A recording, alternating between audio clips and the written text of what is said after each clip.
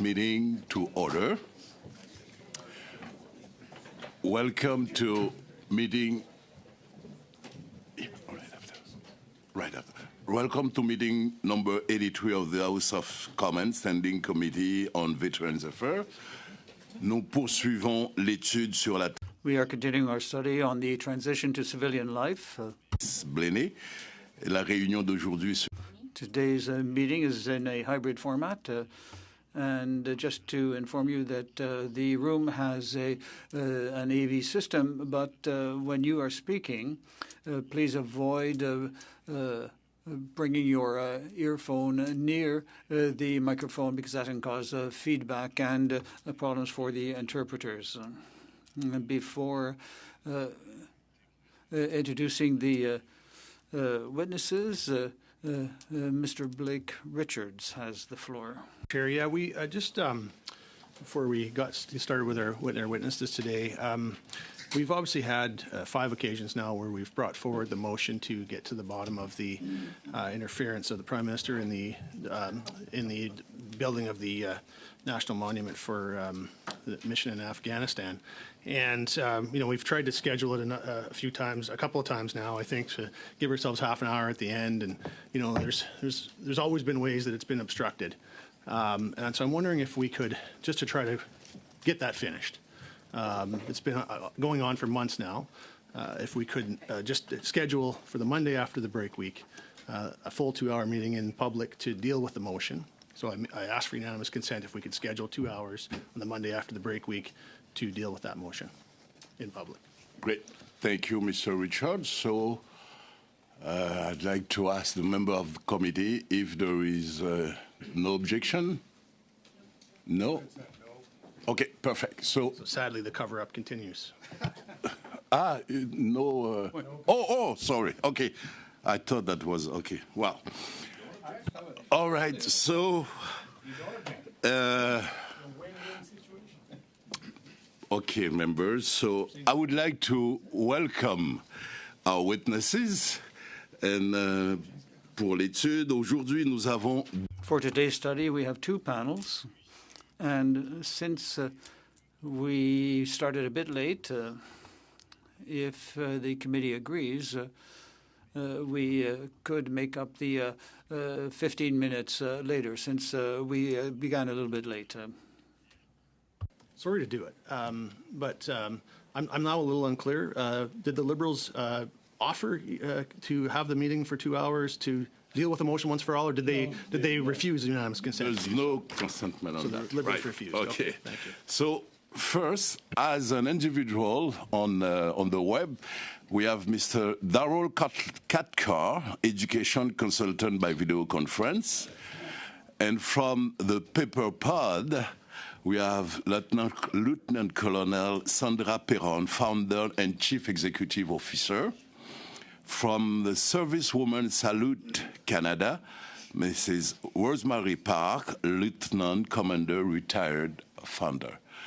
So you will have each 5 minutes for your opening statement, and after that, members of the committee will ask you some questions. So I start by video conference with Mr. Cathcart. Please go ahead for 5 minutes, please.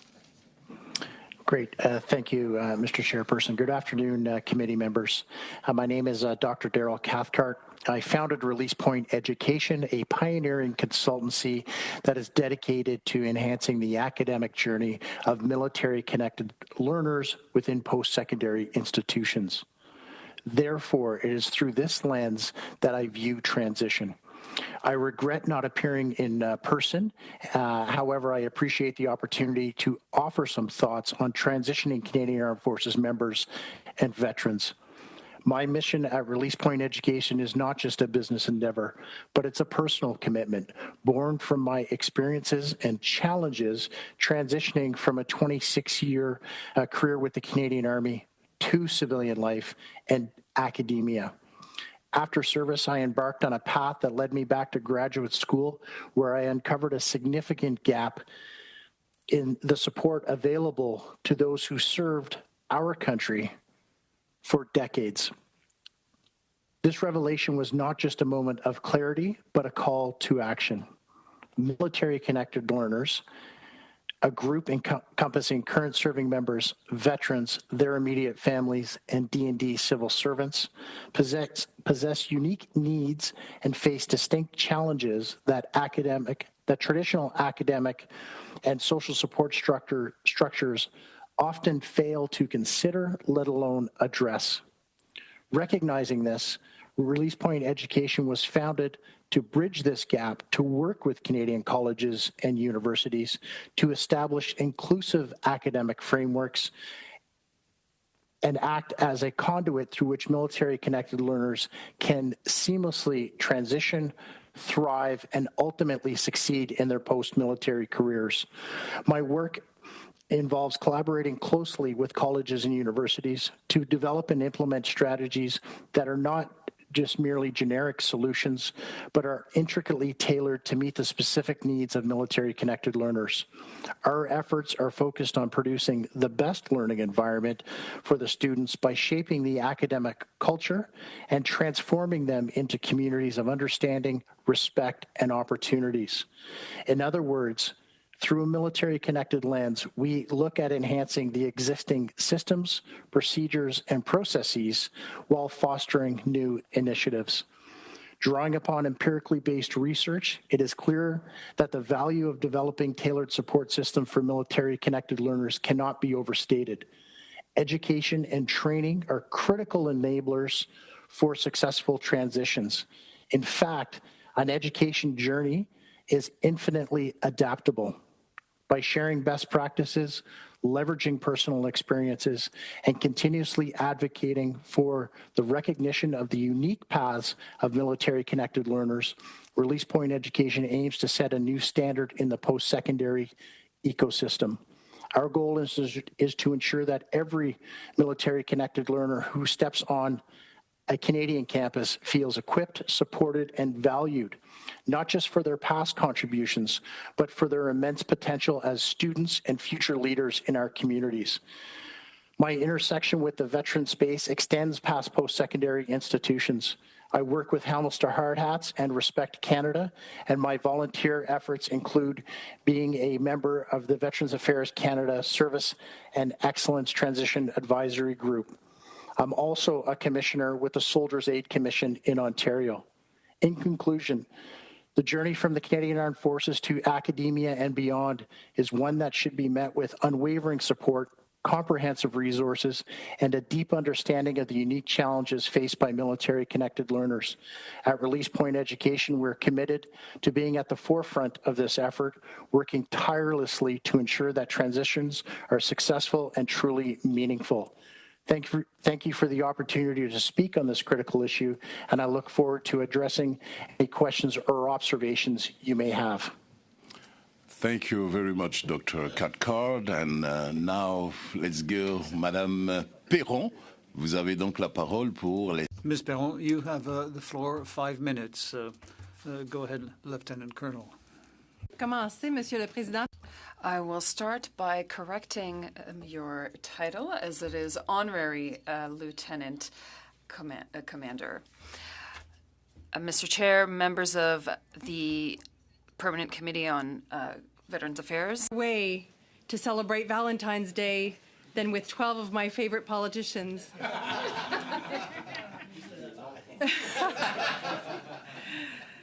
I am the Honorary Lieutenant Colonel of the Régiment de Hull, and I am also a veteran, having served in the Royal 22e Régiment. Je suis aussi la fondatrice. I am also the founder and CEO of PepperPod, a retreat center for veterans. More than 300 women have received their diploma from one of our life shops, a weekend retreat for women who are veterans or who will be veterans shortly, or military or CMP wives. First, I'd like to briefly share what VAC has done well according to the veterans who have participated in our programs. First, the Education and Training Benefit Program is extremely well received and appreciated. Second, The claim responses seem to be coming in quicker than they did before, and in general, they are treated fairly.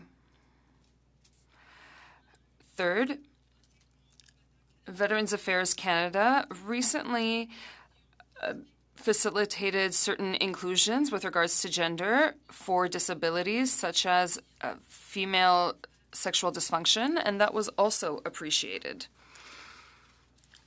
Here are where improvements can still be made, still according to the women who participate in our programs. First, medical services after the transition. A veteran at the end of her career who decides to return to her hometown province or her anticipated residence, which is in another province, must wait to be living there for 3 months before asking for a Medicare card. And then she has to wait another 2 or 3 months to actually obtain the card.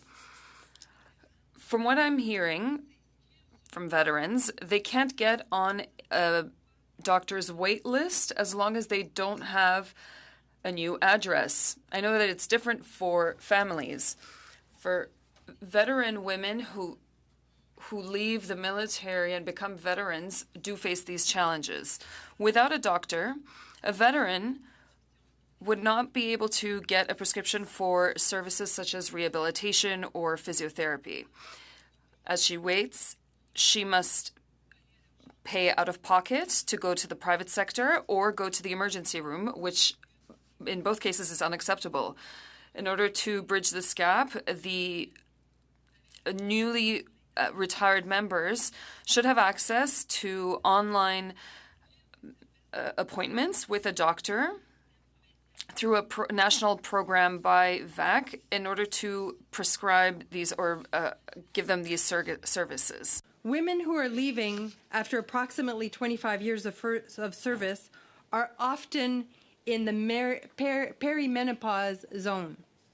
They have served in an environment where menopause and other aspects of women's health are not commonly discussed.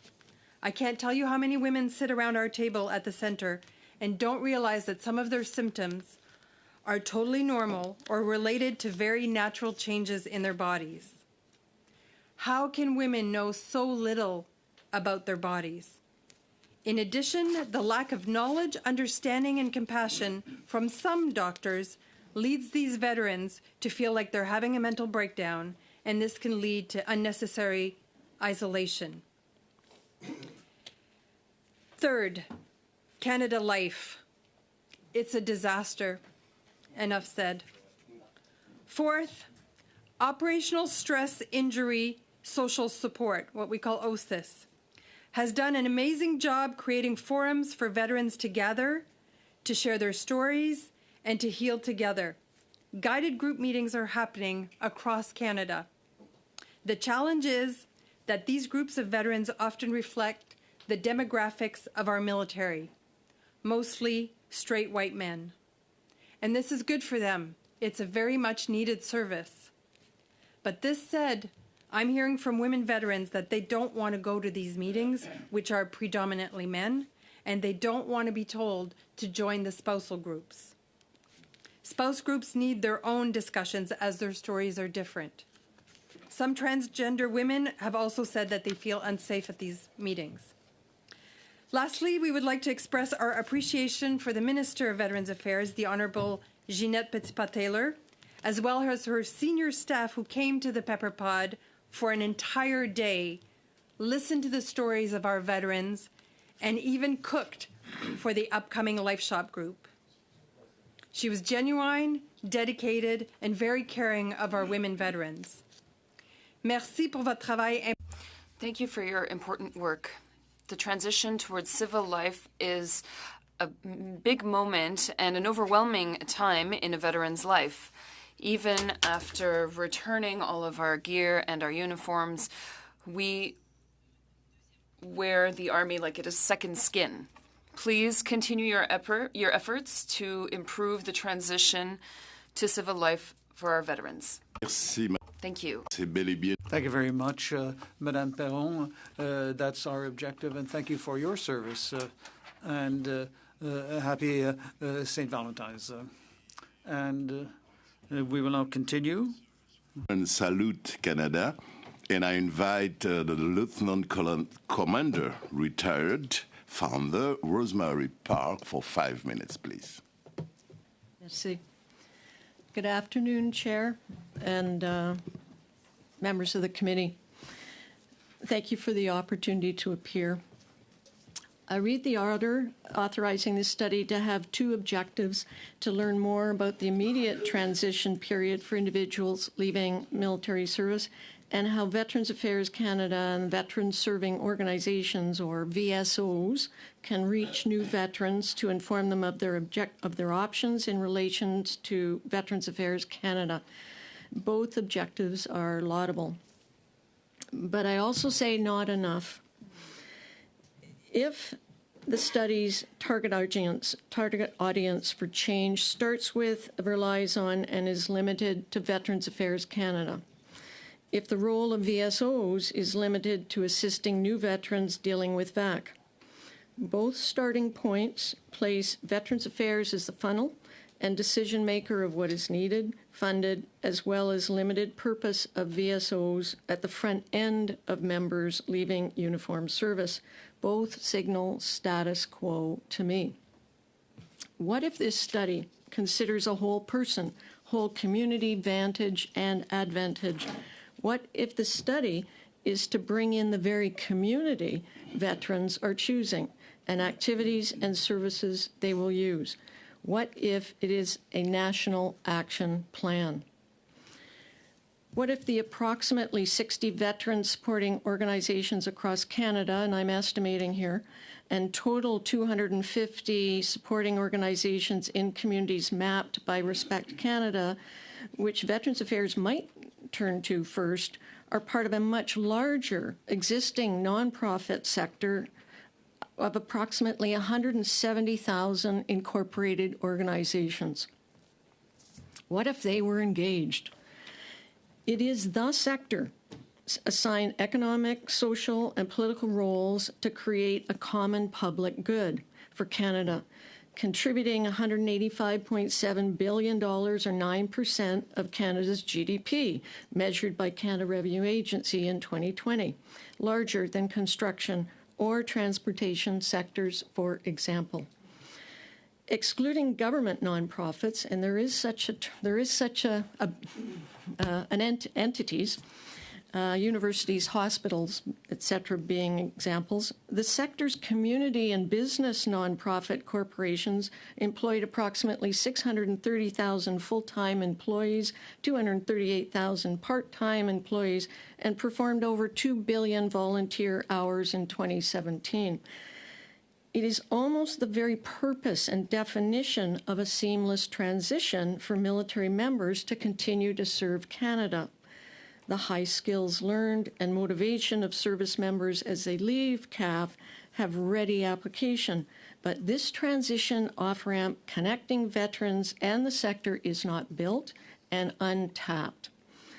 I can offer 4 specific examples from presentations I have given over 2022 and 2023 about this topic. They are examples of military-civilian estrangement, missed opportunity, and national urgency when service women and servicemen are not organized to contribute their skills, experience, and the advantage they bring for local community and civil society problem solving. I speak about being bold and not rely on Veterans Affairs to chart a course. I say this based on the knowledge I have gained from my 20 years of uniformed service and now 32 years of community service in the nonprofit sector, also called the community sector, civil society sector, Canada's third economic sector, non-government sector, or volunteer. Have it as you will. As a founder, as chair, board member, volunteer of tens of nonprofit organizations and groups, and member of civil society, media, school board, university, public health, municipal, regional, provincial, and federal advisory committees. And for the last year, as a veteran of the last 7 years as a veteran focusing on building Servicewomen's Salute as a nonprofit proxy military association and veteran serving support. In sum, I operate in and see the imperative of Canada's nonprofit sector to the stability of Canadian democracy, civil society, economy, defense, and security. If we think of this as a national action plan, I am mystified to not see this third sector strategically, intentionally, operationally brought into Veterans Affairs Canada and Canadian Armed Forces thinking, veteran and citizen engagements, and civil society applications. Thank you. Very much, Mrs. Park. Now let's start with the first round of questions for 6 minutes each. And I invite Mr. Blake Richards to start. First, thank you to all of our presenters today for very informative presentations, and thank you to those of you who served our country for your service, both in the military and your service to your fellow veterans now. There are a number of things that obviously in transition that a veteran needs when they transition to civilian life in order to be successful, and some of those things are what I'll call the traditional supports, things like the programs and the benefits that are available. Doctors, like Lieutenant Colonel Perron mentioned, getting access to proper medical support, and a doctor is having a family doctor is a huge part of that, and that's a big challenge right now. There's no question, and hopefully we'll get a chance to come to a question on that. I think peer support is another one of those things. A sense of purpose is something that I think is often, when you come out of the armed forces, you're looking for that sense of purpose that replaces the one you felt in the armed forces. A career, of course, is important for most, if not all, and of course a place to live. I want to start with that one and get to some of the other ones. So I wanted to maybe ask, is it Mr. Cathcart? Cathcart, yeah. If you could just speak to that in terms of those that you work with in your programming and your consultancy. Have you heard or seen veterans that are going homeless or underhoused in the current situation? Yes, thanks for the question. I appreciate that. With my intersection with Helmets to Hard Hats. Helmets to Hard Hats Canada is a not-for-profit that enables reservists, veterans, immediate family members, senior cadets, the ability to enter the unionized construction sector through a series of intricate referrals. We have a partnership in the Greater Toronto area with the Good Shepherd Ministry, one of the largest ministries in the GTA, where we specifically conduct outreach for our unhoused veterans. We have a number of individuals at the Good Shepherd Ministry who help enable this function. We've come across one is too many, but we've come across a number of unhoused veterans and veterans who are experiencing a vast array of psychosocial challenges, where ultimately it's the goal of the Good Shepherd Ministry to ensure that their needs are taken care of initially, and then we come in and start to work on the employment piece to highlight, to attack some of those areas that you spoke of, purpose, employment, housing, long-term housing, and the like. So we work in close partnership with the Good Shepherd Ministries. What I would say in terms of numbers, we don't have the best data. It's very difficult to confirm service in the Canadian Armed Forces.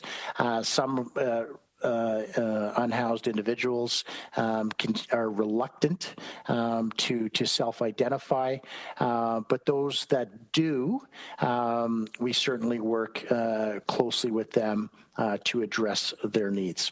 Thank you. Thank you, and you know, certainly thank God for folks like the Good Shepherd Ministries, you know, who are picking up the slack that where the government's failed our veterans, picking up the slack and meeting those needs. So thank you for the work that you're doing in partnership with them to make that possible. Can I stick with you in terms of skills training and whatnot? I've heard often from veterans, you know, that they have already acquired certain skills and knowledge in their roles in the military, and then they're not able to transfer those to a civilian career, even though they have the skills and the knowledge that are required, because they don't actually have the paperwork or the civilian equivalent that they've picked up in the armed forces. Is this something that you've seen, and what would you suggest could be done there in terms of being able to make sure that real world experience that they have in the armed forces can be applied to the civilian careers in a more timely and efficient manner? Yeah, that's a great question, and it's something that's being approached on several fronts. First and foremost, colleges and universities, those credential granting institutions, take this quite seriously, and they are certainly looking at a multitude of ways in order to grant credit for prior learning. In fact, we just in the fall of 22 and then the spring of 23, we were able to secure several memorandums of understanding interprovincially and intra-provincially here in Ontario to enable that a bit better. It is very complex when folks leave the Canadian Armed Forces and try and turn that into a civilian qualification. There are ways to do that. As I said in my opening remark, it's taken very seriously by civilian institutions, and they are working their way through this problem. On a national level, through regional consortiums and at an individual institution level, because academia writ large understands the value of veterans, and they want to expedite their training and education pathway.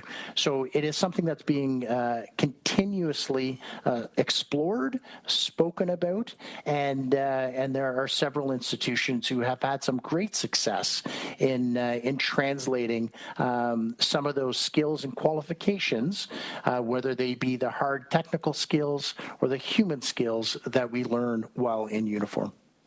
Thank you. I wished I had more time because I had several more questions, but unfortunately, I know that's not how it works. Even on Valentine's Day, I won't No, I can't. But wait, when I'm going to go to Ms. Blinet, you're going to see I'm going to give her more time. No, sorry. Please let me introduce Mr. MP Wilson Miao for 6 minutes, please. Thank you, Mr. Chair, and thank you to all the witnesses for being here today and our guests. Happy Valentine's Day to everyone, and also our veterans who really thank you for the service for Canada. Transition to civilian life is difficult, and we've heard that in numerous occasions. And first, through the chair, I'd like to direct my question to Lieutenant Commander Park. I understand Servicewomen Salute Canada's mission is to support Canadian military women and their contribution to Canada. And I think one of the aspects you focus on is the sense of community and connection between veterans women. Can you explain the importance of these aspects in the transition to civilian life and the impact of having this sense of communities for our women veterans? I'm sorry, I didn't quite hear the question. Can you explain the importance of how the aspect in transition to civilian life for women veterans, especially in the sense of the community aspect? Thank you. When I presented last April, I spoke about the invisibility of service women and the separation and marginalization of servicewomen when in the military over the past decades. that they did not necessarily have the opportunity to be seen together and to work together. As they are now, as civilians, there are a few opportunities for them to be able to feel like they are part of that group who have not been with that sense of belonging, to find a new group, to find a new place for that. The Pepper Pod is a very good example of where it comes together. It's here, of course, in Ottawa. We have one other nonprofit in. We have one nonprofit in the Healing Gardens, also here in Ottawa, and another one nonprofit in Nova Scotia. Other than that, there is none. So this sense of connection is found in private Facebook groups, and that's the method right now. There are a few others, RCAF, Service Airwomen, but lacking what was not available during their service suggests that there is this opportunity now as veterans to see themselves with that sense of purpose, but there is not necessarily a mobilizing mechanism to do that. And do you feel there are parts where we can suggest better engagement in more areas across Canada to create the sense of community for our women veterans, especially during the transition to their civilian life? It's a perfect opportunity as individuals are leaving to see what is out welcoming them. And I call it the warm hand outstretched. That they know of what else is possible and what other servicewomen are already having left the military. That type of opportunity is available both online, but really not so in person. And can you share with the committee more on what kind of challenges that women veterans will face during the transition into civilian life? Of course, you mentioned about being invisible, and how can we provide more support with the transitional? Health, of course, is there's many different aspects of this. In terms of creating that sense of common moments in their lives that can be assisted by other women veterans, the opportunities that Service Women's Salute is providing are connecting women with information and opportunities to contribute what they know. And so that's what we've identified as the opportunity is tell us what you know about your military service that can help others. Thank you, and I think I'm pretty low on time, but I'd like to go online to Dr. Cathcart. Can you talk more about the education training benefit program and how it helps veterans to transition into civilian life? Excellent. Thank you for the question. It certainly is a very robust and outstanding program that must be continued. However, there should be some adaptations and exploration to see how we can better serve those who leave the military, join the reserves, maybe re-enroll after joining the reserves.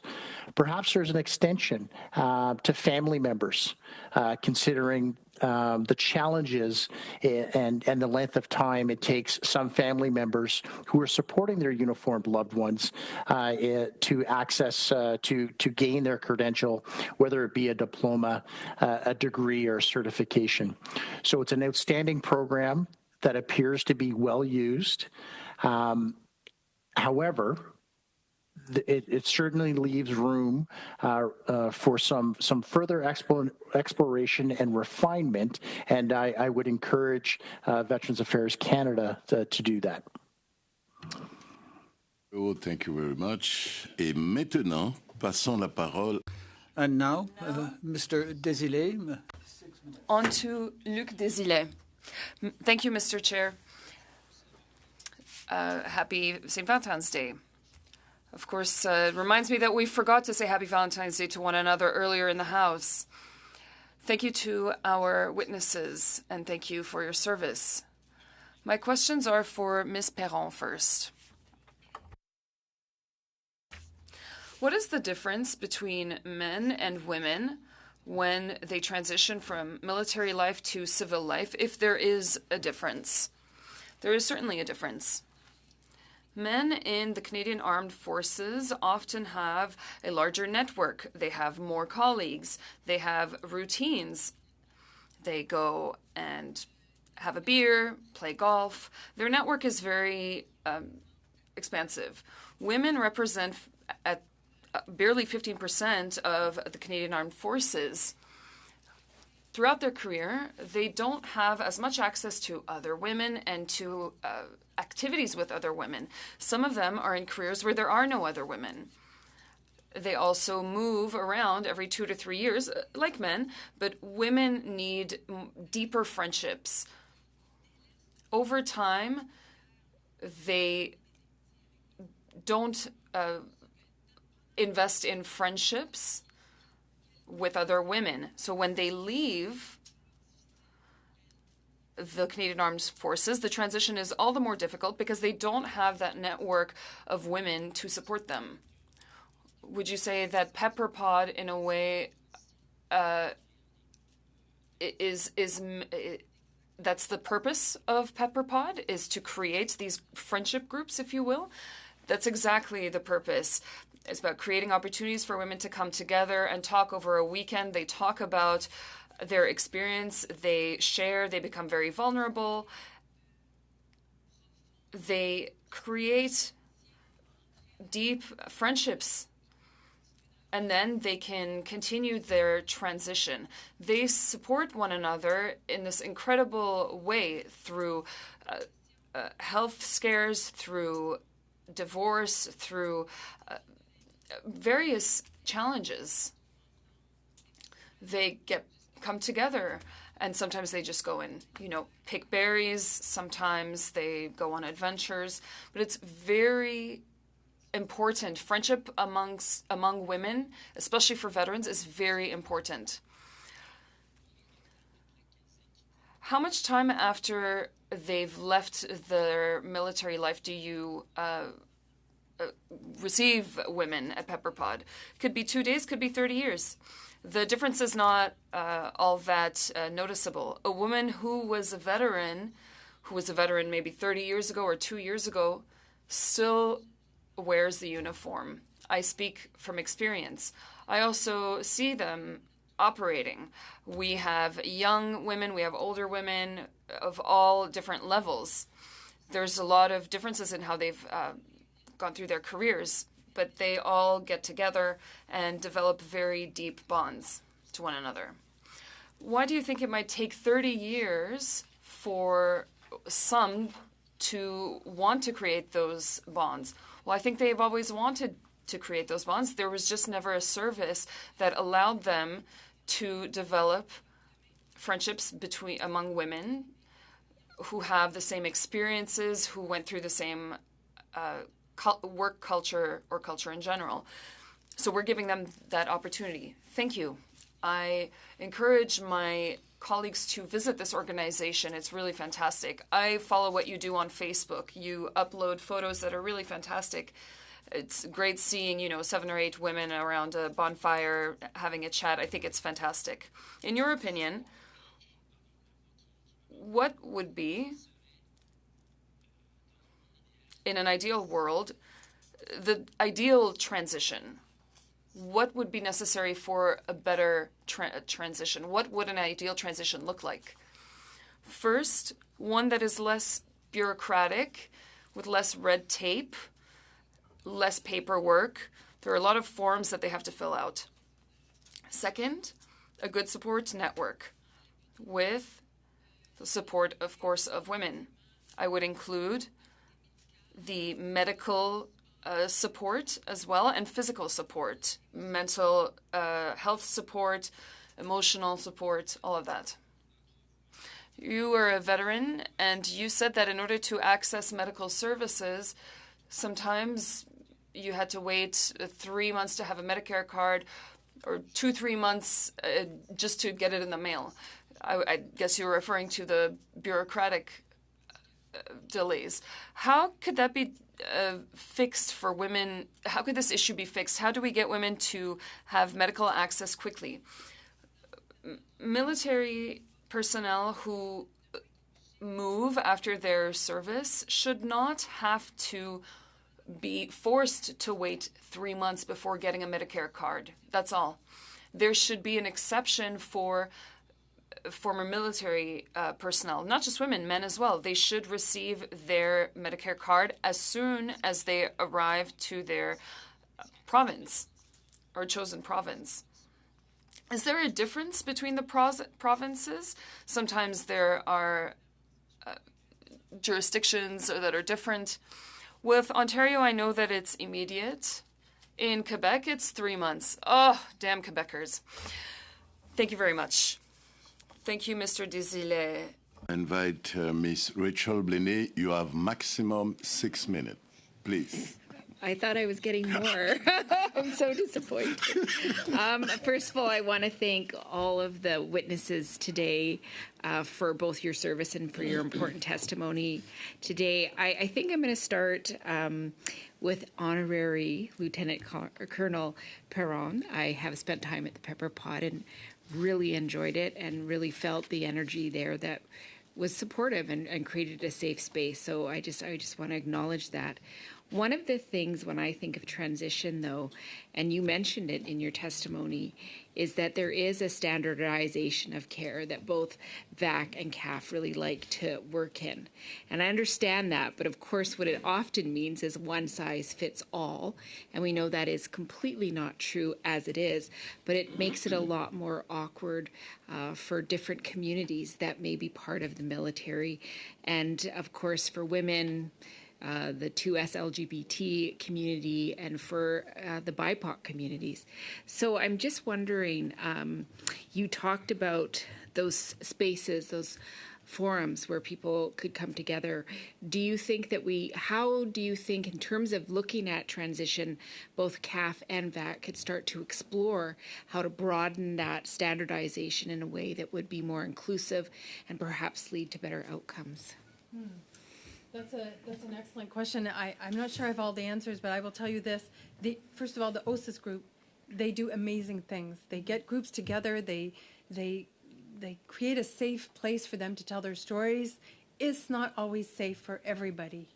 And so the only solution to that is either to have specific groups for those who don't fit the traditional white male heterosexual model, or to have them maybe even nationally, bring them together on a national level if there's not enough in one community to have them. Now, I know that's costly. I know that can be quite complicated to do, but if you're going to give them an opportunity to share their stories, it has to be a safe space. Well, thank you for that. And I would like to follow up with Lieutenant Commander Retired Park. I really appreciated what you said about having a national action plan and really working with the nonprofit sector. I know as a person that worked in the nonprofit sector for many years, often when I would look at government policy, it was very clear to me that they weren't actually speaking to people on the ground delivering the services. And it was incredibly frustrating at times. So I'm just wondering if you could talk a little bit about how you see, what your vision is for a national action plan, and how do you see the nonprofit sector being recognized in relationship with how government services work to maybe make some really profound changes in terms of transitioning? At the federal level, it isn't, the nonprofit sector is not the funding isn't there. The funding goes really from the province. And so there is a difficulty with the federal government in this space, because principally the funding does come from provincial ministries. So that does make it different. What we do see in the nonprofit sector, which is very agile and nimble because you have very little money to work with, is the creation of the national bodies that, such as the United Way, the Community Foundations of Canada, the Canadian Red Cross. There are national level entities. And these, when I speak with the representatives of these national bodies, they aren't involved in veteran issues. They will say, oh, well, that's Veterans Affairs. And the funding is Veterans Affairs. You apply for Ontario Trillium Foundation, et cetera.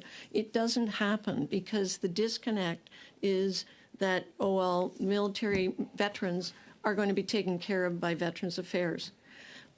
No, that is not the case. Veterans Affairs, that's not the job of Veterans Affairs. And so there is this emptiness of, well, who is going to be creating these community solutions when it is not the job of Veterans Affairs. It's happening at the provincial level. So when I think of a national action plan, I think of bringing the national leadership that is at the United Way, at the Community Foundations of Canada, and these already organized structures and the power of philanthropy to the table, to not have Veterans Affairs, as I say, being the decision maker, but rather this is a community solution. This is this is a Canadian solution that will hit at the local level.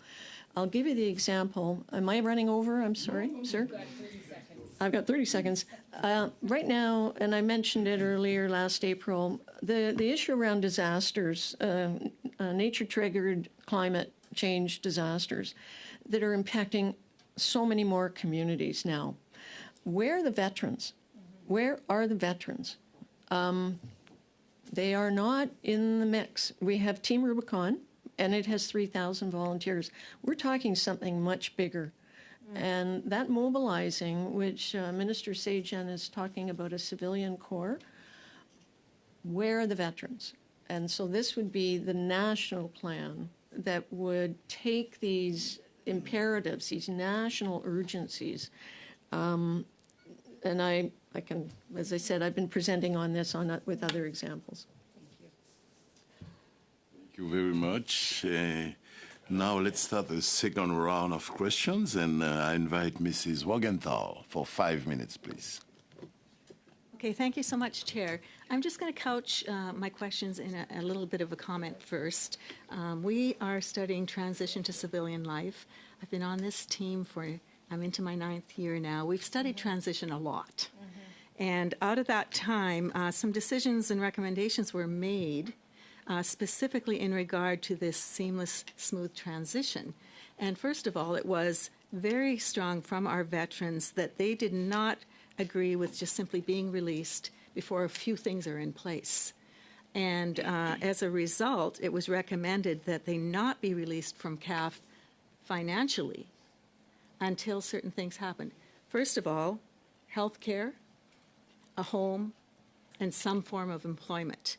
So what I'm hearing from you, Ms. Perron, is that we have veterans still being released without a medical card. Of course, it should come immediately. They aren't moving from a province and having to wait 3 months. This is unacceptable. The whole idea of not having an address, not having a doctor, at least an online doctor. So we've had, with this new study that we're doing, we're no longer looking at what we decided before. We now have this transition pilots that have taken place, 3 of them. And there's now 27 transition centers, I believe, set up across Canada. What is your perspective, yes or no, or should these things be in place before you move from CAF to being a veteran on the street or a veteran with these things in place? The basics. Yes, please, Ms. So if a woman or a veteran releases, let's say in Comox, British Columbia, and their last posting or their last choice of posting is in Quebec, they don't have a military or they don't have a medical card in BC. They have to wait 3 months before they're. So we're in agreement then. Yes. I'm sorry, just saying that that's Yes. ridiculous. That's something that should be part of this transition experience Yes. from one to the other before they are out there waiting Yes. to get their medications. Okay, we're on the same page there. Thank you. So I'm just concerned about the fact that support networks are really important. I agree with that. But it's not their responsibility to do these basic needs, to meet these basic needs. Would you agree with that? Yes, absolutely. Okay, so that is the responsibility of these transition networks. Have either of you been involved in working with these transition centers, determining the directions that they should be going as far as meeting those needs for veterans? I can go first. So one of the things that we have done is taken the major themes that we listen to around the table that women have told us, and we feed it back to the military. Sometimes that's a transition group. They're coming to the Pepper Pod in a few weeks. Sometimes that's all the L1 leaders, Commander of the Army, the Navy, and the Air Force that were at the Pepper Pod to listen to some of these concerns. And So, that's yes. very helpful. Somebody has to help them to know what it is they need to be listening to, I guess. Ms. Park, in your previous testimony here, you have talked about the tracking of medical records needs to be handled far better than it is. And we had a situation in the midst of the women's study where a very young woman faced military sexual trauma and actually has ended up with a critical injury benefit. But her records were not all in one place, and things that were needed were in another location. So when we're talking about transitioning, what is your perspective on these medical records being accessible, and should they be accessible right throughout the serving of veterans? Ms. Park, did you have a view on that? I think I was not part of that discussion. Okay. Medical records. Karen Breek is in the room. She could talk. Yes, to maybe that. it was Karen. Maybe it was Karen that had talked to me. We are about not this. joined at the hip. No. Okay. Well, okay. But I do. I think we would all concur, though, ladies, would we not? Yeah. Okay. We'll just leave that off the record, maybe. If I have a little bit more time, 30 seconds, Mr. Sorry. At what point are you involved in a veteran's life in trying to determine a direction for them for employment? Is it after they're already released in a veteran, or is it before they leave the Canadian Armed Forces and strike out in this new world that they're expected to see? From a college and university perspective, it's as they've left the military, and we work with student services in order to present the best file possible. That combination of military experience, the credential, diploma, degree, how we marry them so they're well armed. Sorry, can I just interrupt and ask, why does that have to wait until they've actually left the Canadian Armed Forces? Well, military connected learner actually is defined as somebody who's in the military, somebody who's a veteran, or somebody or an immediate family member. So it depends on the stage of their life. When they're in an academic institution, we have trained the employment counselors on how to best marriage that experience.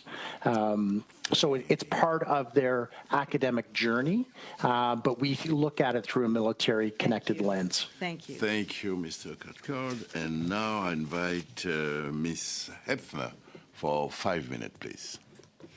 Thank you, Chair, and I would also like to thank all of our witnesses for your testimony, for being here today, for your service. Also, I think we have other veterans in the room. Thank you for being here. Thank you for listening. Happy Valentine's Day to everyone. And I will turn first to the Honorary Lieutenant Colonel, Ms. Perron. I absolutely want to come and visit Pepper Pod. I'm new to this committee, so I don't have the same depth of knowledge as some of my colleagues around here. But I have to say, I was very struck when you mentioned how women, as they're transitioning out of the military, are typically in perimenopause. and don't understand the symptoms that they're feeling. And I don't think it's specifically in the military. I think that's broadly based across Canada. I know when I started in the symptoms several years ago, it was through people around me that I figured out what was going on with me. Like, we just don't have that knowledge. But I want to say most women are in a situation where there's lots of women around us, and we can mine that information from each other. We support each other that way. And I can only imagine what it would be like to be in the military and not have that kind of female companionship around you to help you understand what's going on with your own body. I think in the corporate world, we're seeing this a lot too. Women, when they're finally getting to the position where they're in the C-suite, it's at the same time they start experiencing all of these extra physical symptoms and don't necessarily know what's going on. And those symptoms have a huge impact. So would you maybe describe in more detail how women deal with it, and possibly how we can start looking at this problem and making it better for women so we understand and we have each other's backs? Well, the first thing we need to do is talk about it. Talk about it in the military before they leave, and then out of the military through the VAC system, but also between ourselves, between women, and read up on it. And I know that this is not unique to the military, but here's the challenge. Women leaving the military that don't have access to a doctor, it takes time. It takes time to get those resources, to get your hormone level tested, to understand what even questions to ask your medical practitioner to understand those changes. And when you've been in an environment where it's almost taboo and there are no other women to ask, then that's a unique challenge that women are having when they leave, especially not having a medical practitioner to help them through it. So the best way is to talk about it. That's what they do at the Pepper Pod, and they talk about it freely, and they laugh, and then they figure out that they're not crazy or just normal, and it's a whole new life. I felt like I was going through puberty again. Honestly, it's that dramatic. And is there a way, I mean, I know we're talking about transition, but is there a way to bring that into military service so that it's easier for women? I know it makes men uncomfortable to talk about these sorts of things, but is there a way to create more companionship within the military? There's got to be so many challenges because people are moving all over the place. They're in all kinds of different departments. But I'm struck by this idea that there's no sense of community among women, or very little sense of community among women, both inside the service and after they leave. Is there a way to start that sense of community while they're still serving, other than Facebook groups? There's two ways. There's, first of all, yes, women can become champions of other women. We're learning that. We haven't always been our best friends. We've often been the opposite. Women are learning. I think through the generations now, we're seeing a lot of support between women. The second thing is men have to get uncomfortable and start learning about these things. You know, when I go to my regiment, I don't hesitate to tell them when I'm having a hot flash and I need them to open a window. And yeah, they'll go red and they'll be a little embarrassed, but then they talk about it. We have 25-year-olds that are commanding platoons with women that are in their menopause or perimenopause. They need to know that women are not getting sleep during this phase, or they're getting hot flashes, or everything else that comes with it. Very good. Ms. Park, do you have anything to add? There's only 30 seconds left. I would, I'm going to refer to Karen Breek again, who initiated a set of, how many, six recordings for family physicians of what it's like to be in the military. And maybe there were more, but two of them were for women. And they explaining, 9. This is amazing what she did with the University of Ottawa in order to help family physicians on the outside to know what it's like to be on the inside, and in particular for women. That type of easy to view, several minutes long, that type of what is it like to be in the military is not just connected to sexual misconduct, which is the focus principally. that's what we're hearing today. Thank you very much. Thank you very much. Et avant de passer au prochain groupe, Before moving on to the next panel, we have two short interventions or questions. First, we'll start with Mr. Luc Desilets for 2.5 short minutes. Ms. Perron, last week or perhaps Monday, we had a witness who told us, and this was news to me, that for some military personnel, there's the possibility of having a 1-year medical follow-up. Does that ring a bell? So military personnel,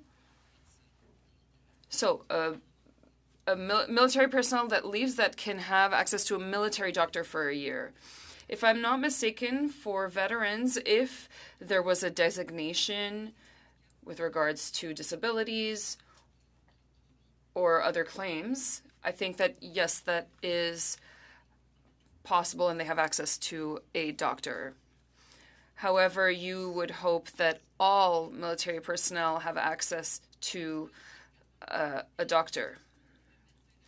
Well, while they wait to find a doctor of their own. Is there a link for you between a successful transition and homelessness? Scientifically or empirically, I can't confirm. From what I can tell, absolutely. A woman who has a smooth transition, who is healthy, who has a network, will likely be less likely to find herself in a situation of homelessness. In the National Capital Region, do you think that there's an increase of homelessness? I don't know. I am often in contact with Shepherds of Good Hope and Ottawa Mission. I ask them to send us the women that they see that are veterans so that we can help them and find resources for them. But I don't know. I can't confirm. We can't have the answer to everything, I suppose. So what is missing in the 2 or 3 day training that military personnel receive in order to have a smooth transition? Do you think that training is good enough and adequate? What can we add? Well, it's more than 2 or 3 days. There's an entire transition system in place with classes, training, support, mentors. It really is extraordinary. There are fantastic tools that are put in place to help military personnel when they leave the forces. Thank you. Thank you, Mr. Desilets. That was exactly 2.5 minutes. And so now I will ask Ms. Rachel Blaney to take the floor. Come back to Ms. Perron and Ms. Park again around another issue, and I'd just like to hear if you've heard of this. I've been hearing from more and more veterans who, in the transitioning period, are really having a hard time getting housing. And it seems to be a growing concern, especially with the cost of housing. And I'm just wondering if you're hearing the same thing and what the impact would be on transition. And then the other part that I think is really important is, and I haven't heard any testimony on it yet, is around single veterans. The other thing that I've been hearing a lot is when single veterans leave and they're in the position of transition, they don't really get the same level of support, and there's no resources for them to have a support person to come with them to do things that sometimes a spouse or a child would be able to do. So I'm just wondering if you could talk about if you're hearing anything about the transition period in housing and those realities for single veterans. If you have an answer right away. Yep, I do. So yes, I have heard those things.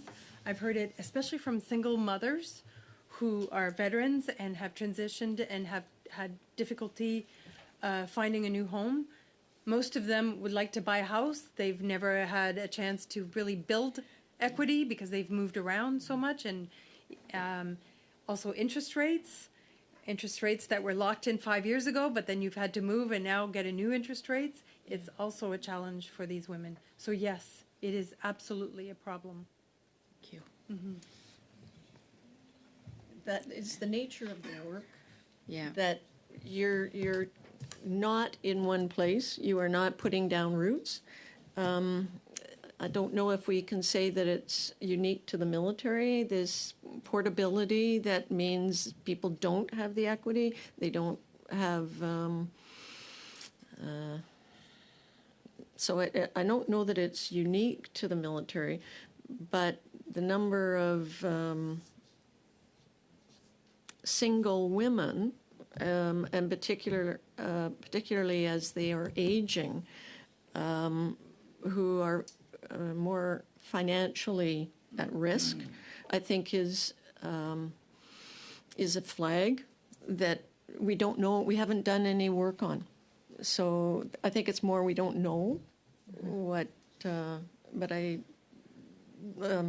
there are several researchers in gerontology who I'm in contact with, and we're going to be looking at that question of single women as they age, because we don't know. Thank you. Merci beaucoup. Thank you very much. That is the end of the first panel. In the name of the committee members, I would like to thank you for participating and for answering our questions on transitioning to civil life. So I would like to thank you individually and personally. First, Dr. Daryl Cathcart, who is a consultant in an education consultant, and then from the Pepper Pod, Honorary Lieutenant Colonel Sandra Perron, founder and chief executive officer, and from Service Women Salute Canada, we have Ms. Rosemary Park, who is a lieutenant commander retired, and she is the founder of the organization. So I will suspend for a few moments. Thank you.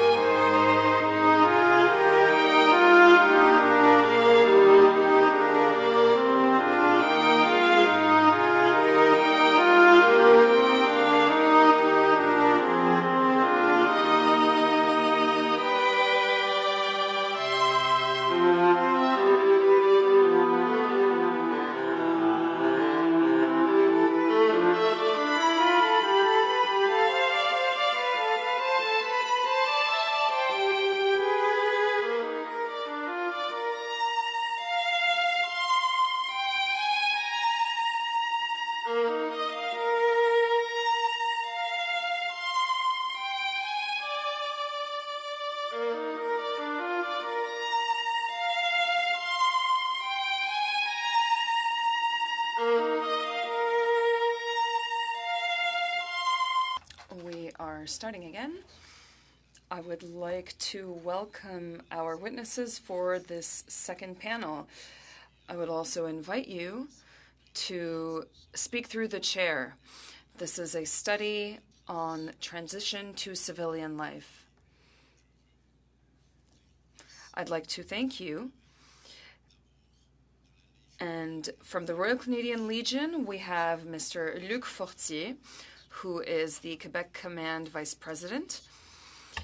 Consulting Group, Mrs. Donna Van Lusden Rigidel, qui est la directrice. Donc, you will have 5 minutes each. She is the president, and Et alors, je commence donc avec Monsieur. Bon, ok, il veut être galant, so I invite to take the floor for 5 minutes, please.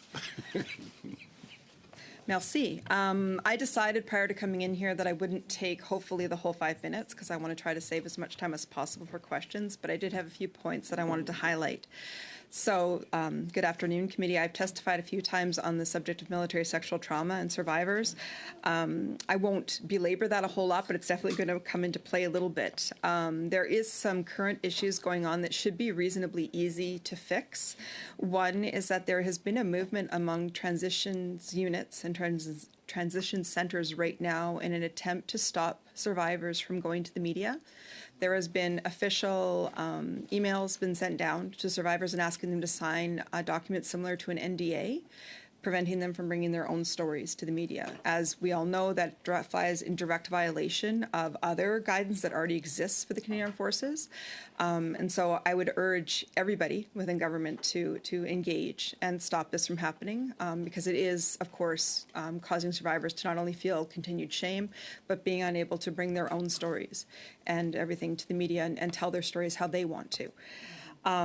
Along with that, there is an issue right now that is affecting me personally, but I imagine is going to start affecting others. So prior to highlighting this, I want to share that it's right now the last StatsCan survey showed that it's 1 in 5 reservists will experience military sexual trauma within their careers. And right now, with low recruiting numbers and everything else, we are leaning heavily on the primary reserves to fill spots that they didn't used to, especially in trades that are a little bit harder to recruit. I was a public affairs officer, and I was a Class B reservist for the majority of my career. So I worked full-time as a reservist, and as such, I worked in Winnipeg, Edmonton, and eventually Ottawa. I was released at the end of March 2022 as a Class B reservist due to military sexual trauma, so service-related injury. A reservist that leaves the military is entitled to what they call a return home move. This move exists, it's a benefit that exists for 1 year after the time of release that allows the military to move them back to the place they were moved from. So it would move me back to Edmonton or to another location in Canada without exceeding the cost of moving me home to Edmonton. I cannot avail myself of that benefit due to the fact that when I exited the military, I was still undergoing therapy, which I'm in now. My condition has progressed to the point now where I was diagnosed with fibromyalgia this past September, but my move benefit expired a year after service. I requested an extension. I was told that there is no policy right now that exists to extend that move benefit for reservists. Regular force are allowed to extend what's called their intended place of residence move for up to, they allow it for 2 years, and then they can have an extension for up to 5 years after release if they have medical support to support that. And it's generally granted. It's considered an easy thing to grant as a show of support for people that have exited the military due to injury. Reservists do not qualify for that extension. It's my understanding that this is a gap that has just sort of started to come to people's attention, but it's not going to affect only me. I'm sort of regarding it similarly to the gaps that came to our attention after the shooting on Parliament Hill, where we lost a reservist, and people all of a sudden realized that reservists don't qualify for the same death benefits as regular force. This is along those same lines. Yes, there are very necessary gaps. As a Class B reservist, I make a little bit less. I don't have to move. I can apply for positions that can require me to move. And as such, I make a little bit less, and I absolutely accept that. But the fact that I am not able to get a move back potentially to more support or out of a house, the house that I currently live in has lots of stairs. It could develop to a point that I'm not able to move around my own home. But I don't qualify for that benefit because I was a full-time reservist. So I'd like to bring that to the attention of the committee. Along with that, there's also a few sort of lighter issues. One is the education training benefit. People that serve the military 12 years or less or plus 12 years are entitled to a certain amount of funding to education training benefit to go to university to pursue further education. But the use of that money is very strict. You can only use it towards something like university.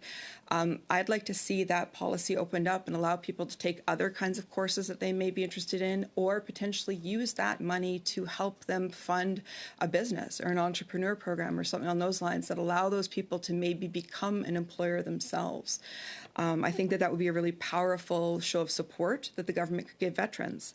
And then the final piece, again, is going to go back a little bit to entrepreneurs. And I know I'm biased because I am an entrepreneur. But in the U.S., there currently exists a system that a certain percentage of each government yearly contracts have to go to veteran-owned businesses. They also have a separate category for disabled veteran-owned businesses and another category for female veteran-owned businesses. They're small percentages in the grand scheme of things, and it doesn't necessarily mean that you're guaranteed, but it does mean that you can apply for certification as one of those businesses that might open up a whole world of other opportunities to you. Those are my points. Thank you. Thank you very much, Ms. Guedel. And now let's go. Allons-y avec Let's go on to Mr. Fortier for 5 minutes. Mr. Chair, ladies and gentlemen, thank you very much. Today I am going to represent the Quebec Command of the Royal Canadian Legion as Vice President, but the examples and the experience I will share are my own. There are a lot of veterans who go through what I have been through. So if we're talking about, this is the case of a typical injured veteran. So I'll introduce myself. My name is Luc Fortier, and I take care of part of my community. As you know, there are many Veterans Affairs Canada programs, OSIS, Vigil, CASA, to name but a few, that help veterans pursue a well-deserved retirement. And all these fine programs are useless if the veteran doesn't have the most important thing, a family doctor. That's what we need. I'll refer to my own experience to describe the typical veteran for whom research will be useful.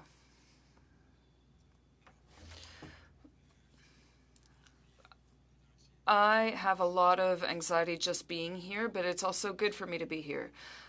You could say that most veterans are like me.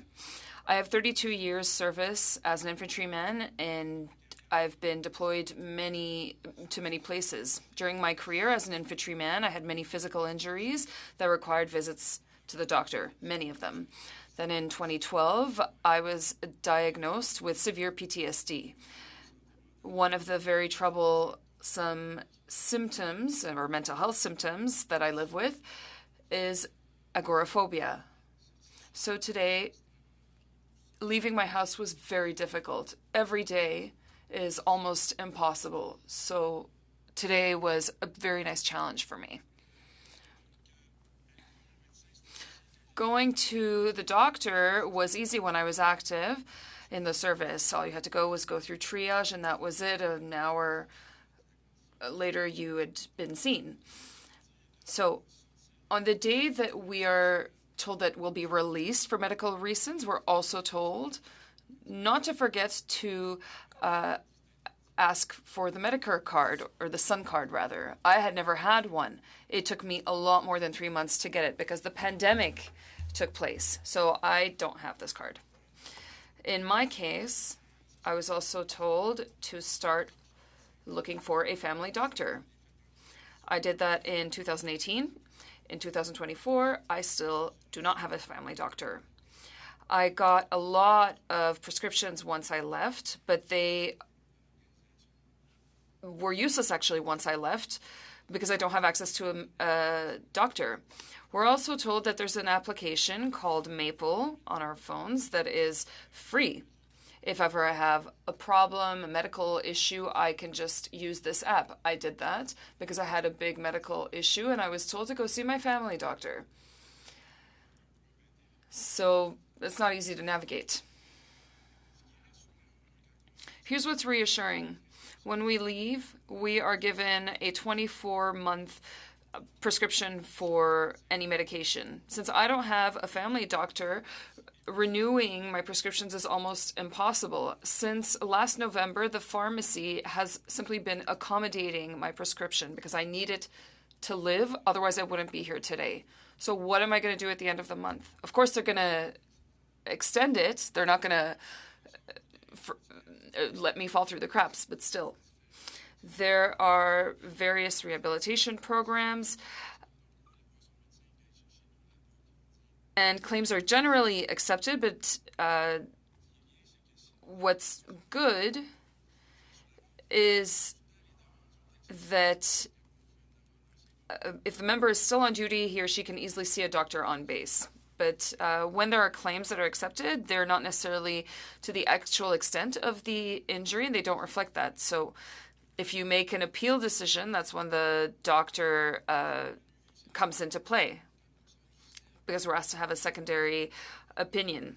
Then there's Manulife. It's the same thing. In order to keep the premium allocated for injury sustained in the line of duty, every 18 months, they ask to provide signed documents from a doctor confirming that I need the a prescription or that I'm rehabilitated, but I don't have a family doctor. Then there is a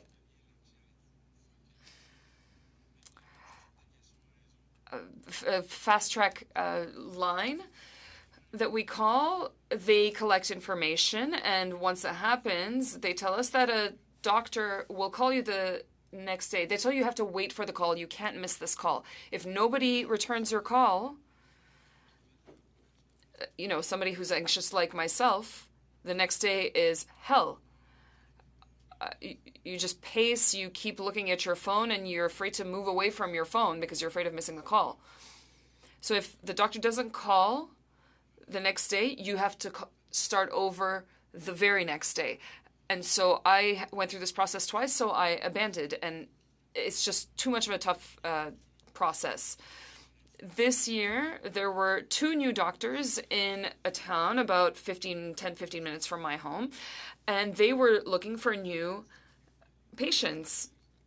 So I asked if I could get on their list, but I was told that the medical system is sectorial. So I live in Chicoutimi. I'm 10 minutes away, so I can't become a patient of either of these doctors. I'll never have a doctor.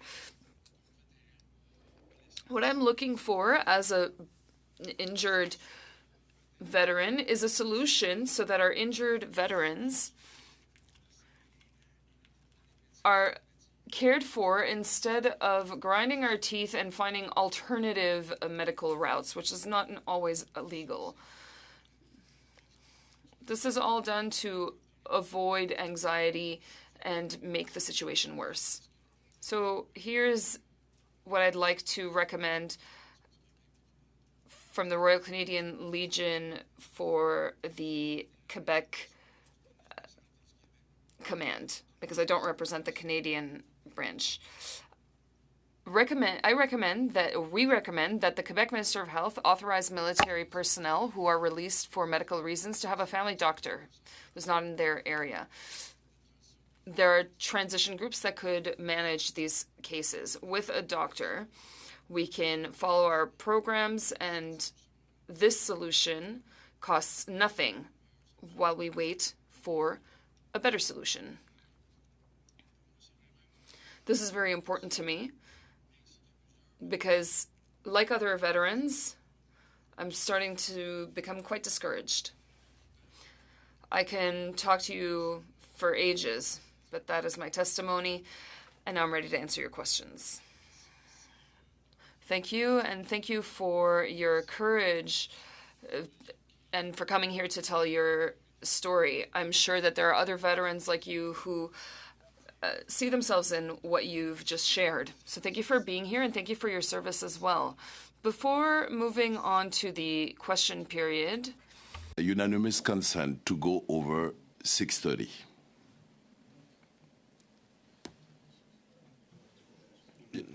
Yeah. I do have Mr. a flight to catch, but I'm happy to find someone to cover. Okay. So So I'm chairing a meeting at 7 o'clock, so if I can be out of here by 6:50, I'm yeah, prepared but to give I my have consent. two. But okay, so members of the committee, what I suggest is one tour of 6 minutes each till the end. Great. And I start with Mr. Blake Richards for 6 minutes, please.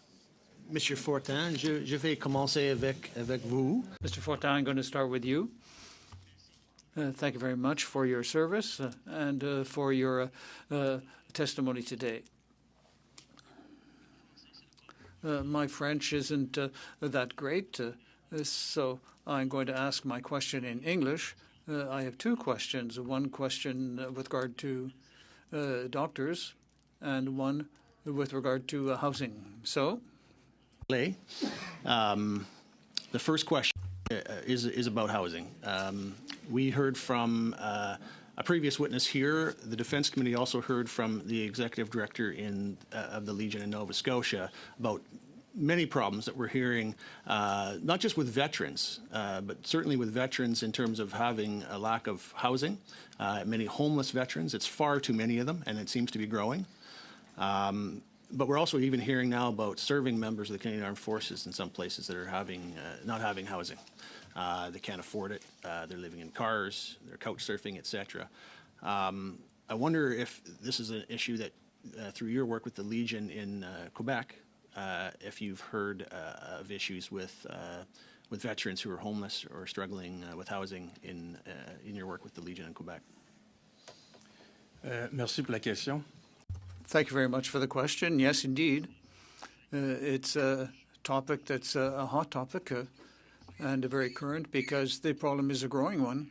And there are more and more veterans that are homeless. And in the current context, I mean, it's kind of understandable, especially in areas where the areas where I live, there are probably as well active soldiers who are homeless. And I find that understandable. When I was a soldier, I needed a second job in order to pay my family's expenses, and this was when we were in the West, and that's an example of the cost of life for veterans. And when people leave the military, I can understand that there is homelessness for veterans. Man, we have to try and study what the reasons are for this. Why would they rather be homeless, or why do they not have their own homes? And I think that once we get the reasons, we can try and deal with them. And I think when you get to Chicoutimi, afterwards, we're in a fairly isolated area, and there are two homeless veterans. And when I talk to them and ask them why they're homeless, they're veterans from Afghanistan. And when they come back from Afghanistan, and there's a kind of drug that they're used to, and there's something that they can't find. And as I said earlier, they need, for them, it's their place. And I can just say what's happening in Saguenay. And I don't know if that's part of the answer that you're looking for, but I think we have to work with veterans to not force them, but to convince them to try and find solutions. Otherwise, they'll just run away. What was your second question? It sounds like it's a growing problem. I think what I'm hearing is it really hasn't been as big of a challenge in your area or in Quebec in general but recently you're seeing a lot more homeless veterans with the cost of living crisis that we're facing and things like that. Would you say that that's a large part of it? Is it the cost of living crisis? Is there other things that you think are a part of it? I think that I'm not a specialist, but I didn't really have the same experience, but from what I've seen, and I think generally there are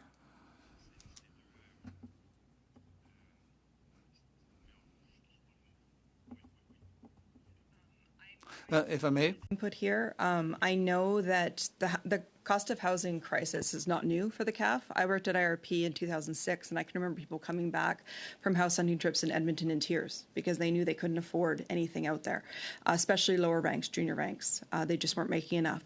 But just to add to that, homelessness right now is a problem that, yes, the predominantly were male veterans that run the streets, but women are quickly catching up. And actually, we statistically speaking, women are suffering from homelessness at greater rates. And there's also a hidden homelessness piece that they don't have their own home. They have to stay with family members and friends, which opens them up to potential abuse. Not to mention the fact that of female veterans that remain in dangerous situations because they can't afford to leave or because they have children and they're primarily responsible for. Speaking to Padres, on some bases, Padres have access to emergency housing in a case of domestic violence. In bases like Esquimalt, they don't have that housing because the cost of living is so high, they don't have a place to put people in crisis. So they have to work through domestic violence shelters, Civiside, which of course is a very imperfect solution. One veteran that's homeless is too many, and one member of our forces that's homeless is too many, but it's far more than that, unfortunately. And thank you for both of you for your contribution on that. I did want to ask you, Mr. Fortier, about doctors. You mentioned that, there's lots of programs and services that are available. In fact, sometimes veterans say there's so many different programs that it's confusing to, and then it makes it hard to access any of them. But one of the challenges to be able to access any of that stuff is you got to have a doctor who can understand the darn paperwork and is prepared to actually accept doing all the paperwork that the government finds necessary to provide benefits and services. Can you maybe speak a little bit to, you talk to your own experience, but can you talk to some of the experiences you've heard from other veterans that you've worked with as well? So, once again, my experience is that the same as all veterans, I think. In my region, the Saguenay, often we have to go to a private clinic. I went to a private clinic. I have my medical file here, and they said, no, we can't take you because it's too complicated. Your file is too complicated. And yet I was paying, and I paid my money, and they said, no, it's too complicated a case. 32 years of service, I come out sick, and it's too much. Bad when it's so complicated to deal with the forms that even a doctor won't take a veteran on because of it. It's something we've got to change. Thank you, Mr. Richards. And now, on the Liberal side, is it Mr. Sean Casey for 6 minutes, but you can split your 6 minutes, please. Thank you, Mr. Chair. Let's start with you, Ms. Rigadel. Have I pronounced it correctly? Welcome back. I was kind of shocked at the first point that you raised in your opening statement, and the one where you referenced that people seeking out the service of the transition units are essentially being told not to go to the media. This is the first. This is the first that I've heard that at this committee. I'm very concerned about it, and I believe it's something that we should act upon. My question for you is, where are the best sources to find out more about this? I think if we're going to put this in the form of a recommendation, we need more information. Can you help us?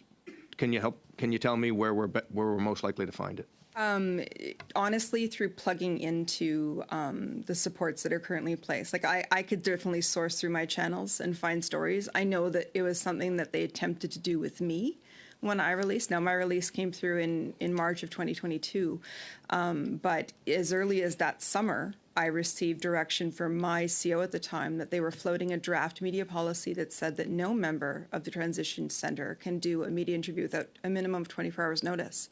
Now, I'm a major public affairs officer, so I was able to push back with the appropriate references and say, absolutely not. This flies in the face of all of this guidance, in which case I was immediately dismissed and told that I was obviously feeling very emotional about this issue, and being a woman that I was sensitive to this concern. So, and that resulted, honestly, in that CO getting investigated and removed from his post. But clearly that problem continued because I've gotten reports from other more junior members saying that they have friends who have been asked to sign a document saying they won't go to the media, saying that they won't tell their story in public. And they're scared to come forward now because they're worried they're going to lose benefits. Benefits have already been pulled away from people going through the Transition Center as MST survivors. I'm sure everybody remembers the news story of Vicky Cox, who went forward to the media and said that she was pushed out of the military.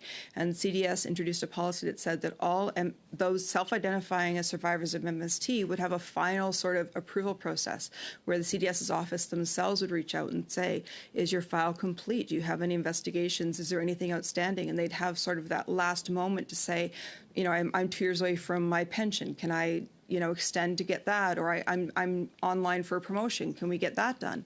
That was quietly lifted away earlier this year. So people are back to pushing people out of the military without that final approval process. So just to be crystal clear, the policy that you're talking about is one that applies to people that are seeking services from the transition units, not those that are providing them. That is correct. Okay, thank you. I want to talk about your business for a minute, and I look back through the testimony that you had given before in terms of training a couple of thousand people in uniform. Fort Leavenworth, we did that in November last year. So I'm trying to figure out how the work that you do in that regard can fit in with transition. Absolutely. So we can help train the people that are dealing, that are caseworkers and everything else, on how to support people. Our entire business is built around supporting at first disclosure. And a lot of times people haven't, you know, voiced the fact, haven't disclosed the fact they've been victimized in this way until the 11th hour because they didn't feel like they could.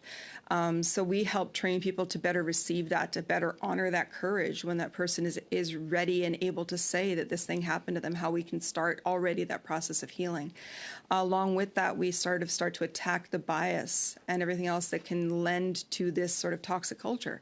So, you know, it's an elegant course. I'm very proud of it. We've trained, like I said, about 3,000. We just delivered our first fully Francophone serial in November, so now we have both language capability. And again, like we've had a lot of interest. One of the biggest problems that we've run into is the procurement process, the bottleneck that is trying to work through contracting, which is the other reason why I'm trying to push the more supports for entrepreneurs. We're a female veteran-owned business, and it's very difficult right now to get through that. Thank you. Mr. Fortier, merci de votre... Mr. Fortier, thank you very much for your service. And I've read that you have a project right now, a welcome house. Could you talk a bit about that? My project? Yes. Yes, in Saguenay.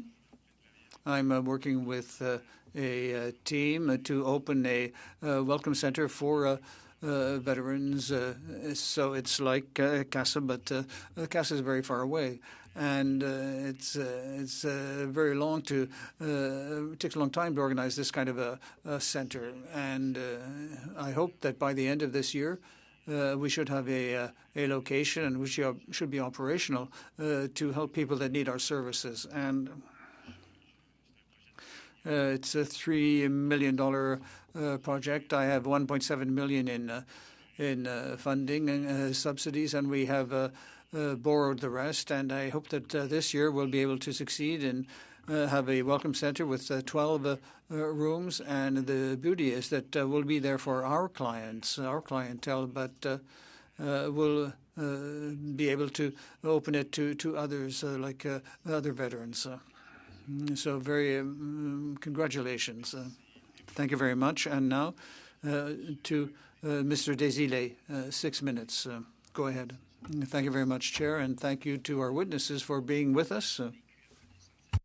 Thank you for sharing your experience with us. Mr. Fortier, I've been listening to you, and it sounds like the medical system for veterans is very difficult. It's like that Asterix tale. Here's my first question. What's the difference between the Legion and the transition centers? I do see I can tell what the difference is, but I would like to hear you on that, because the Legion is something that you're working with, if I understand correctly. Yes. So to go back to what you were talking about earlier, once you find the form number 38, everything is all gravy. The transition centers are pretty big. They've had various names, and they are still kind of figuring out their mission.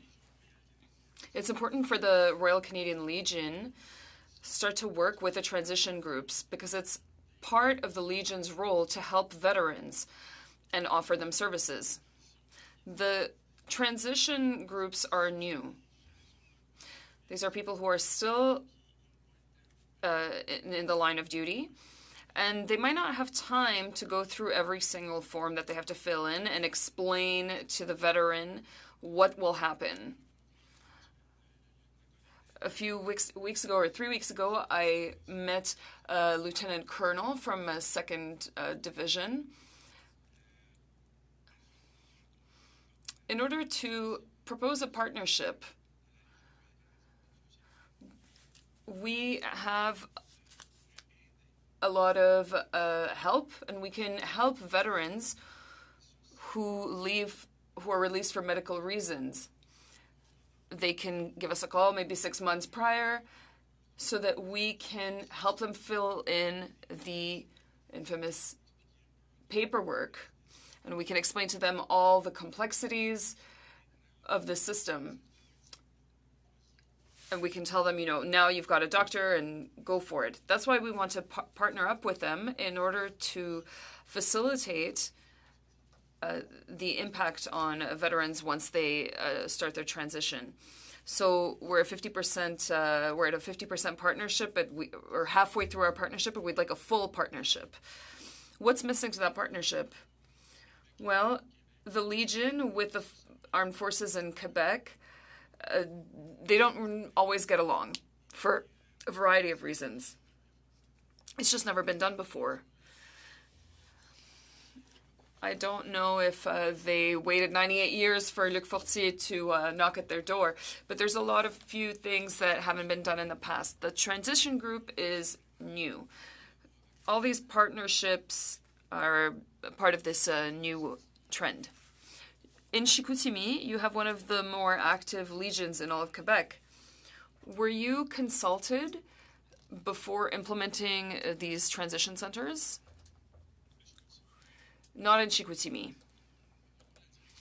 With regards to the rest of Quebec, I couldn't tell you because I've only been there for a year, but I do think so. I wouldn't be surprised that they'd consult the Legion, but I'm not aware. The Legion has to participate in everything that is there to help veterans. In your opening remarks, you mentioned the medical system and challenges you're facing, just as other witnesses have done today. What is the difference for you between a veteran who makes a claim or wants a family doctor compared to a civilian? Good question. As I mentioned earlier, in 2018, I was told that since I was going to be medically released, I should start the process to find a family doctor and get a SUN card. The difference between myself and a civilian is that the last time I saw a sun card was when I was 18. That was what I needed when I entered the army. 32 years later, I left the army at 55 years old. Well, there's quite a big difference there. The civilian, every time something doesn't go well, they can go to a doctor. They can have the proper follow-ups. For us, it's very complicated. So I'd say that that's where the difference is. There are many legions that are struggling in Quebec. You are kind of marginal in the sense that you're extremely active. There are people who are taking on various projects. You said that there's a motorcycle club, for example. Do you think that the average legion in Quebec would be able to explain or to coordinate the way it works with these transition centers? It's starting already. Of course, we could knock on every single door and ask for all kinds of partnerships, but we have to make sure that the ideal conditions are present. You could ask for help and be rejected. It really depends on the time and the place. Do I still have time? Do you have enough funds to help, people who have their Form 38 and so on when military personnel leave the Canadian Armed Forces? Well, the Legion is probably the last body to get involved when the soldier leaves.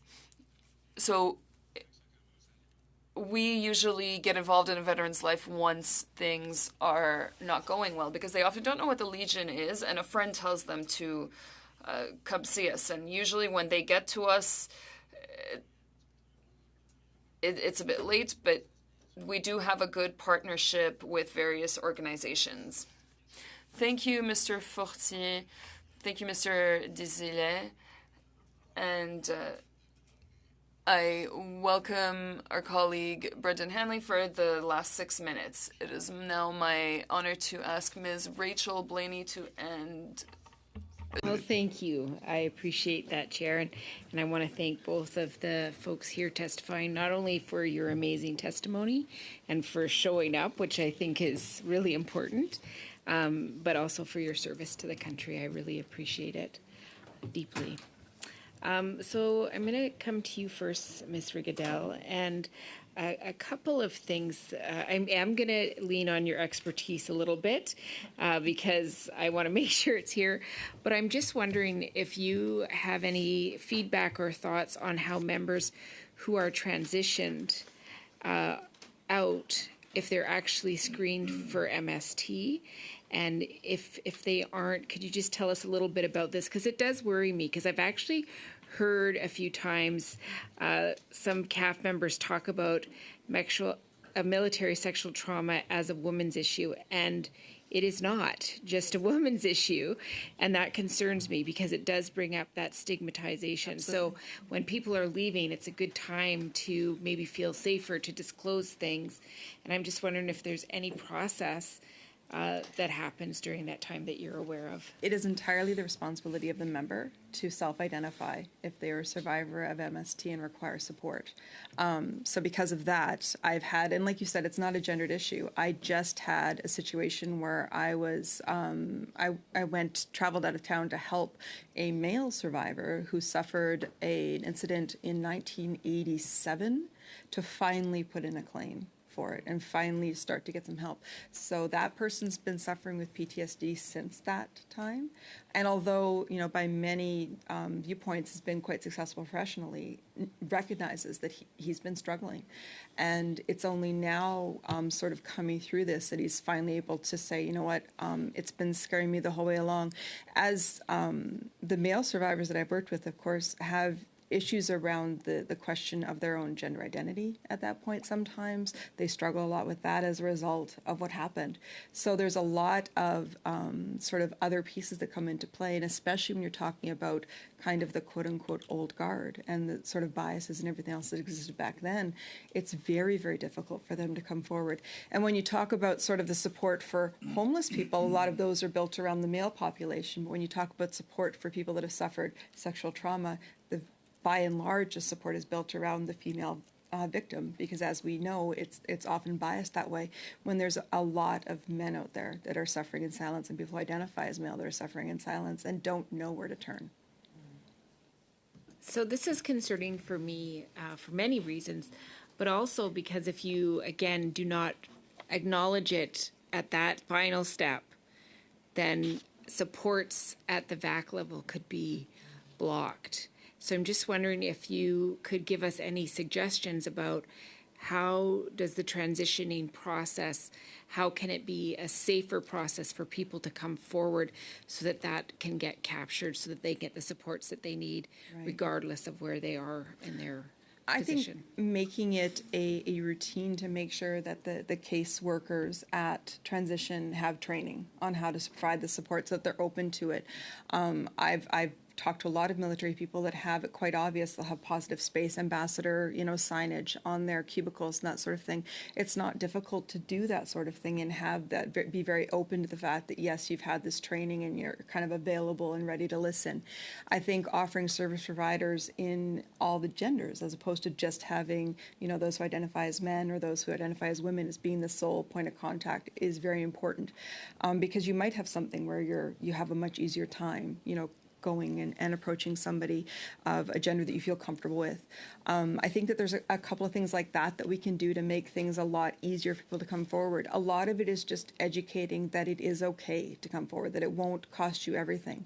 For this particular survivor that I'm using as my sort of story point, for him, it was a very uphill battle to reassure him that people didn't have to know, that this wasn't going to be something that people were going to find out about and abuse or anything like that, that the chain of command doesn't have access to the files at VAC. And even when he first put the claim in, he called to make sure they'd received it, and the response back from the person was, well, that's an old claim, it probably won't get approved. And I had to go and tell him that, no, MST is different. It's not, it's not the same as like breaking an ankle and then claiming 20 years later that you have ankle pain. This is a different type of injury. So even so much as making sure the people that are answering the phone aren't saying things like that can be discouraging.